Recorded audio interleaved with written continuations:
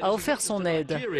Ce n'est pas juste un problème nigérian, c'est un problème mondial. Il y a des islamistes radicaux dans le monde qui sont contre l'éducation, le progrès, l'égalité, et nous devons les combattre et les défier, où qu'ils soient. Angelina Jolie, qui est aussi une militante, rajoute que si le monde ne fait rien, cela créera un terrible précédent. Il faut immédiatement se mobiliser pour sauver les filles, dit l'actrice, et juger ces criminels.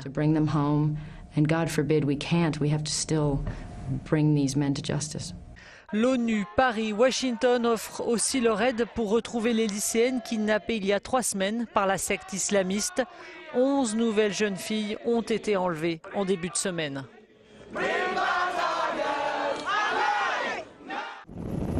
Grande affluence dans les bureaux de vote en Afrique du Sud. Les électeurs étaient appelés ce mercredi à désigner leurs députés. Ces législatives sont le premier scrutin organisé depuis la mort de Nelson Mandela. C'est aussi la première fois que votent les jeunes nés après 1994, autrement dit la génération n'ayant pas connu l'apartheid. L'ANC, au pouvoir depuis 20 ans, est sûre de conserver la majorité. Les sondages prédisent un score au-dessus de 60%. Et par conséquent, Jacob Zuma devrait être reconduit pour un nouveau mandat de 5 ans à la tête du pays. Les observateurs suivront néanmoins le score du parti de Julius Malema. Dissident de l'ANC, il a créé son propre mouvement, les combattants pour la liberté économique. Il prône la redistribution des terres et des richesses. L'opposition est également représentée par cette femme, Hélène Zille, chef du parti l'Alliance démocratique.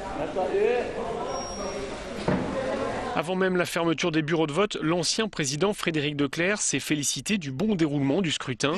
C'est une des réussites de la nouvelle Afrique du Sud, a commenté l'ancien prix Nobel de la paix, et de préciser qu'il y a moins de tensions ethniques et raciales que ce que disent parfois les médias et certains politiciens.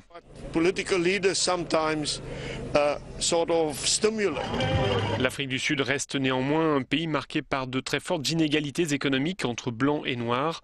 Le climat social s'est tendu ces derniers mois, pour preuve les grèves récurrentes dans le secteur minier. De l'alcool frelaté, probablement à l'origine d'au moins 63 décès au Kenya. Depuis lundi, l'hôpital d'Embu, à 130 km de Nairobi, accueille des hommes et des femmes se tordant de douleur. Certains sont devenus aveugles. 70 personnes sont actuellement hospitalisées. Une enquête a été ouverte pour déterminer l'origine de l'alcool consommé. Les patients arrivent dans le coma. Le département de la santé publique est allé sur les lieux pour prélever des échantillons. Et nous allons également faire ici à l'hôpital des prélèvements sur les corps des victimes. La consommation d'alcool artisanal à base de maïs ou de sorgho, vendu illégalement, est très répandue au Kenya, surtout dans les quartiers pauvres. Certains producteurs y ajoutent parfois du méthanol ou d'autres produits toxiques pour augmenter le taux d'alcool.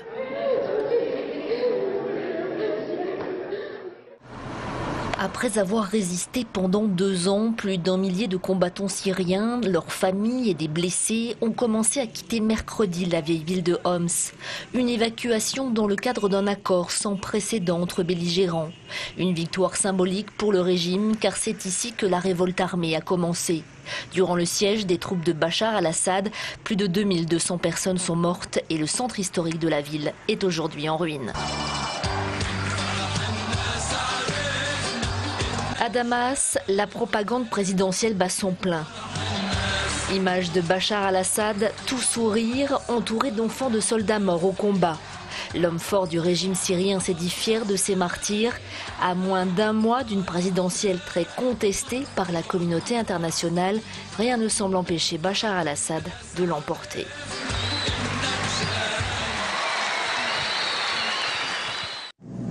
Depuis ce week-end en Afghanistan, les agences humanitaires et les ONG s'organisent pour venir en aide aux victimes du glissement de terrain. La coulée de boue est survenue vendredi dans la province de Badakhshan, région montagneuse dans le nord-est du pays. Les autorités parlent de plus de 2000 morts et puis il y a les sinistrés qui ont provisoirement trouvé refuge sur les hauteurs.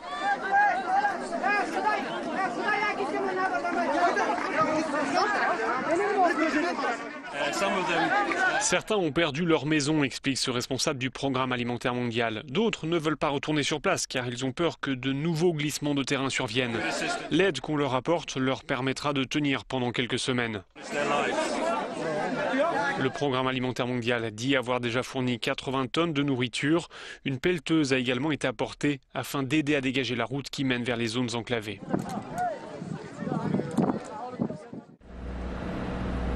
Les ravages du changement climatique touchent tous les recoins des États-Unis, mais aussi l'économie et la santé publique. Des phénomènes extrêmes, comme cette série de tornades qui ont balayé l'Arkansas début avril, seront de plus en plus fréquents. Il faut s'y préparer. C'est le message du rapport fédéral sur le changement du climat élaboré pendant 4 ans par plus de 300 scientifiques. Le conseiller du président Obama est sans équivoque ici. Le point vraiment le plus important qui ressort de ces centaines de pages, a-t-il dit, c'est que le changement climatique n'est pas une menace lointaine. C'est quelque chose qui se passe maintenant et qui affecte le peuple américain de façon importante. L'une des conséquences les plus graves citées par le rapport, c'est l'augmentation des feux de forêt, notamment en Californie, due aux étés plus longs et plus chauds, mais aussi avec des vagues plus longue d'extrême chaleur. Et puis la sécheresse très sévère comme celle qui frappe la Californie est aussi provoquée par la hausse des températures aux États-Unis. En moyenne, elle est entre 0,8 et 1 degré de plus qu'en 1880. L'année 2012, marquée par un été très sec suivi du dévastateur ouragan Sandy, fut la plus chaude de l'histoire du pays. Et voici les prévisions de manque d'eau aux États-Unis en fonction du changement climatique. Les zones rouges, avec un changement allant de 26 à 50%, s'étendent sur une très grande partie du territoire avec ce changement climatique. Comme cause principale du réchauffement, le rapport pointe d'abord les émissions de gaz à effet de serre dues à la combustion de charbon pour obtenir de l'électricité, à la consommation de pétrole et de gaz des véhicules, mais aussi à la déforestation. À présent, voici leur venue de l'action politique, comme le dit cet expert. Le président a publié un plan d'action pour le climat, explique-t-il. Il prévoit une série de mesures administratives car le Congrès ne prendra pas de mesures dans les années à venir. Et le plus gros point qui ressort en premier, c'est un train de mesures portant sur les centrales thermiques au charbon qui sont la première source d'émissions de gaz à effet de serre aux États-Unis. Le rapport anticipe les critiques des climato-sceptiques en multipliant les exemples de la réalité du phénomène et de son origine humaine pour mieux préparer l'opinion publique américaine.